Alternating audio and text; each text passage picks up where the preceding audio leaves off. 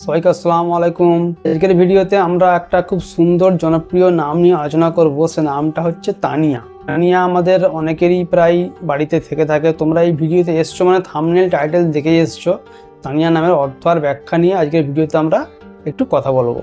প্রথমেই বলি, তানিয়া নামের অর্থ হচ্ছে রাজকুমারী, রানী সুলভ ও অনন্যা। তানিয়া নামের ব্যাখ্যা হচ্ছে, তানিয়া নামটি একটি আধুনিক মার্জিত বৈচিত্র্যময় নাম যার অর্থ রাজকুমারী বা সম্মানিত কন্যা। এই নামটি এমন একজন মেয়েকে বোঝায় যিনি নিজস্ব স্বকীয়তায় উজ্জ্বল, হৃদয়ে কোমল এবং চারপাশে সৌন্দর্য ছড়িয়ে দেন।